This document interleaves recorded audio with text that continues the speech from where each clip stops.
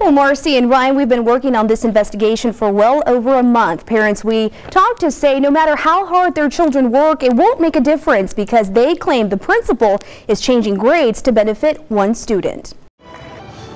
Every parent dreams of seeing their child graduate at the top of their class. Even more so, getting that #1 spot is deemed to be the highest academic achievement possible. That may mean endless opportunities like scholarships to top universities. My grades, and I'm going to do better. I'm going to beat them, Mom, and I'm going to beat them. Laura Villanueva's son, Juan Antonio, strives to be the best. She says he hopes his grades can score him a scholarship to Baylor and dreams of someday becoming a doctor. He just finished his sophomore year at Simon Rivera High School in Brownsville, ranked #2 in his class. But something interesting happened to Juan Antonio this year. He and another student ended the year with the exact same GPA. And though Laura says he was excited about his accomplishment, a dark cloud of suspicion quickly took over as rumors of a possible grade-changing scheme came to light. As I understand, he said that the #2 little girl that had tied with him, or he tied with her, that would be the principal's niece, and that the grades were forged and the signature was forged, and I was upset. According to Laura, her son heard the principal's niece's grades were changed to make her the top student, and that the alleged grade change happened in Blanca Arizmendi's class. Not long after that, other parents were calling her disturbed about the same thing. We feel disappointed. We can't believe this could be happening because at this level, a principal with these many students under him, not a good example.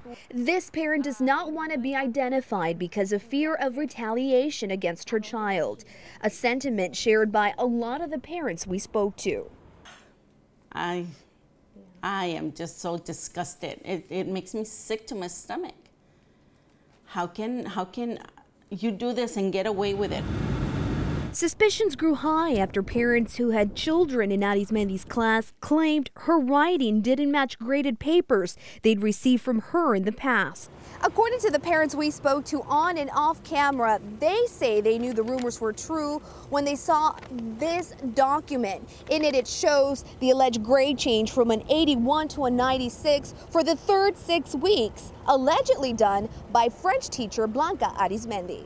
But how could this have happened? We went looking for answers. According to the Association of Brownsville Educators, Blanca Arizmendi couldn't speak to us on the matter pending a grievance investigation she filed with the Brownsville Independent School District in which she alleged the grade tampering and forgery. We requested a copy of this grievance from BISD and were denied pending approval from the Attorney General. In the meantime, we were able to speak to an anonymous source employed at Rivera. What was her grade in that classroom?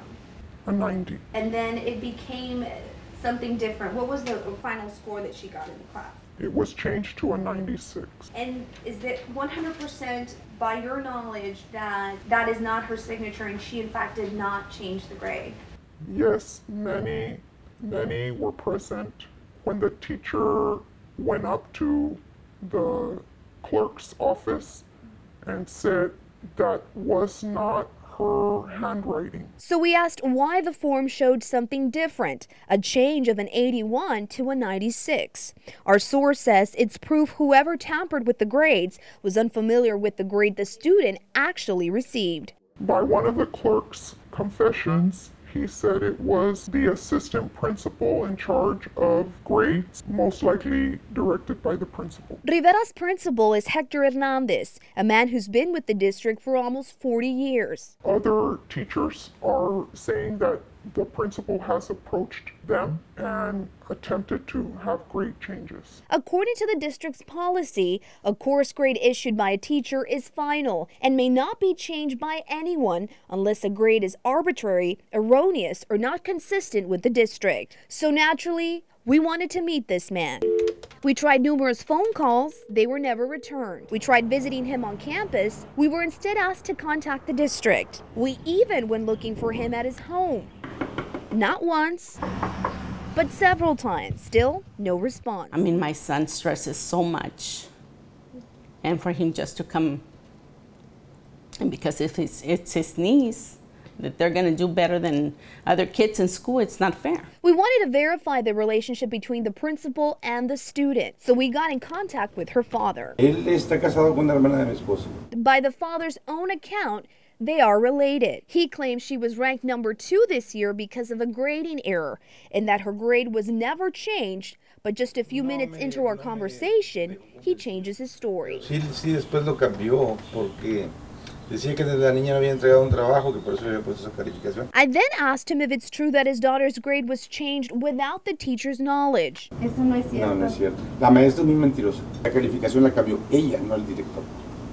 Ella la cambió. So who signed for this grade change? Action 4 contacted the district once again, asking for the grievance. And once again, the request was denied. We also requested inconsequential documents containing her signature like a job application, but of course, those were denied as well. Interestingly enough, we learned a few years back she used to work for the Los Fresnos School District. We filed an open records request, and within 24 hours, voila.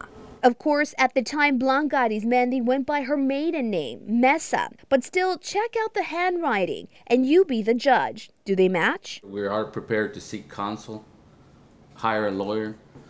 You know, I mean, this draws a dark cloud over Rivera High School and BISD for that matter. In a conversation we had a month ago with BISD Superintendent Dr. Carl Montoya, he spoke about how important it was for him to show transparency. That's one of my goals as an administrator, to be visible throughout the community, and I'm very visible. That's good. That connection, that communication needs to be open rather than come to the office and schedule a meeting. You know, the door's open. A door this mother hopes will assure her someone will be held responsible. I want justice. I want whoever's guilty to pay for it, and I want apologies, not to us, to our son.